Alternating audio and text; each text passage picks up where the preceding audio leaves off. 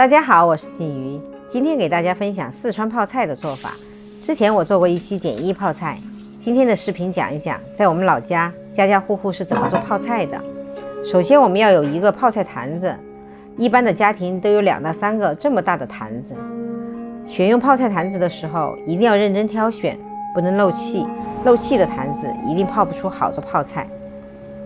挑坛子的时候首先要看坛沿，坛沿要高，储水才多，水不容易干，空气也就不容易进去。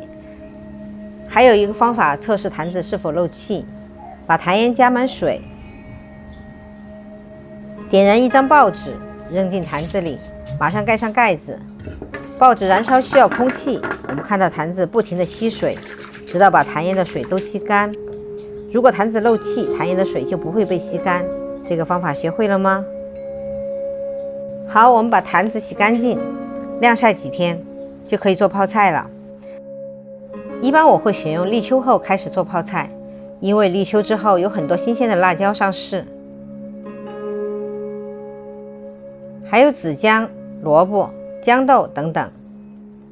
我们先来挑选辣椒，辣椒有很多种，像这种辣椒叫灯笼辣椒，它其实不是很辣，但做菜的时候它的颜色很漂亮，不需要多细，直接炒在菜里面就可以。这种叫野山椒，大家吃过的泡椒凤爪就是拿这个做的。还有这种比较长的叫牛角辣椒，我们最喜欢的是这种叫子弹头，这种辣椒泡几年都不会变软。以上都是我们泡菜坛子里最常见的辣椒，可能地域不同，辣椒的种类也有不同。比如我在外地就很少买到这种子弹头，实在没有用这种小米辣也可以。还有这种紫姜，做泡菜是离不开姜的，现在正是紫姜上市的季节，紫姜既可以做调料，也可以直接当泡菜吃。当然如果你的紫姜吃完了，市面上有没得卖的时候，也可以用老姜泡。这个季节新鲜的青花椒也上市了，如果没有新鲜的花椒，也可以用干花椒代替。大家认识这个吗？这个我们叫麻糖，是我们小时候的零食，其实就是麦芽糖的一种。放2块麻糖在泡菜里，它可以增加泡菜的脆度，如果买不到就不放。一切都准备差不多了，我们先把辣椒的蒂剪掉，不要剪得太短，要留一截，更不能把蒂全部拔掉，这样的话泡菜水会进入辣椒里面，辣椒整个就会软掉。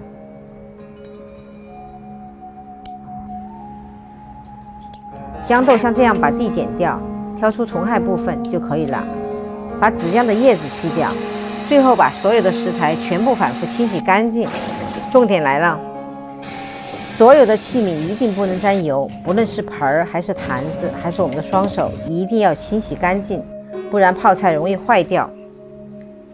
先把鲜花椒、辣椒放进坛子里，因为辣椒容易浮在面上，所以先把它们压在下面。另外食材也不需要晾干，清洗干净就可以。然后我们放2块麻糖，把豇豆和萝卜、紫姜放进去。除了这些，还可以放胡萝卜、圆白菜等蔬菜。现在开始加水。第2个重点来了，关于泡菜水，你可以用自来水、纯净水、凉白开等等，我习惯用自来水，因为泡菜里有盐，盐就有杀菌的作用。如果用凉白开或者纯净水，今后无论是洗菜还是洗手，都要晾干了才能放进坛里，一旦沾上生水，泡菜水反而更容易坏。用自来水就没有这种担忧。像这样一直加到水快没过食材。一般来说，家里如果有老坛水，这个时候加点老坛水，发酵会更快一些。但我今天拍这个视频是为了让喜欢泡菜但从来没有做过泡菜的朋友来尝试做一次泡菜，所以我全部用的是新水。用新水一样可以做出很好吃的泡菜，只是发酵的时间需要长一点。最后把盐倒在表面上，最好用这种泡菜盐，买不到也可以用普通盐。再抓一把干辣椒，放点山奈、八角、香叶、桂皮，再倒一些白酒。做泡菜最重要的几点，第一，不能沾油；第二，盐一定要放足，盐放少了，泡菜容易坏，而且容易发酸。我这个坛子容积大约25升，用了6斤辣椒、3斤姜、3斤豇豆、2斤萝卜、4斤盐。如果大家觉得不好计算，就用嘴巴尝，盐一定要放到偏咸为止。另外，当天放下去的盐可能不会马上融化，过2天再尝一下，如果发现还是不够咸，可以再补充。宁可咸一点，千万别淡了。最后盖上盖子，坛盐灌满水，泡菜就做好了。记住，坛盐的水千万不能干了，坛盐水干了，空气进去了，泡菜就容易坏。如果你着急吃泡菜，大约1周后，豇豆就可以吃了。豇豆可以直接当咸菜吃，也可以做成肉末豇豆，子姜也可以直接吃。至于作为调料的泡椒和泡姜，时间越长，味道越好，泡多久都不会坏。到时候你也可以随时抓点泡菜出来，炒个鱼香肉丝，做个泡椒鸡杂，想想都开心。过几天打开盖子看看，可能泡菜水会比之前多，甚至会溢出来，可以把泡菜水盛出来，这就是做泡椒凤爪最好的调料。下期就用这些泡菜水做一道非常好吃的泡椒凤爪。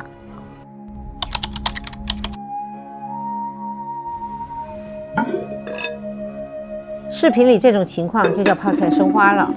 泡菜生花的原因很多，主要是因为不小心沾了油，或者天气太热等等。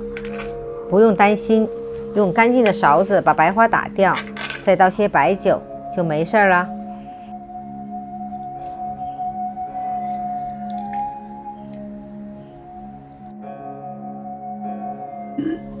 这是第2天，泡菜生的花基本就没了。在我们老家，这样一坛泡菜是可以吃几代人的。吃完了可以继续加新的食材，泡菜水淡了，也可以随时补充盐。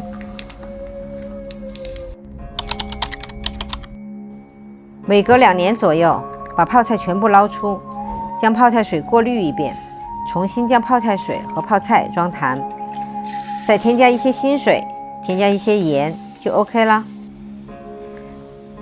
这期视频有点长，我是真想把做泡菜的过程表达清楚。现在正是做泡菜最好的季节，大家有什么疑问，欢迎下方留言。我是锦瑜，谢谢大家的观看，咱们下期再见。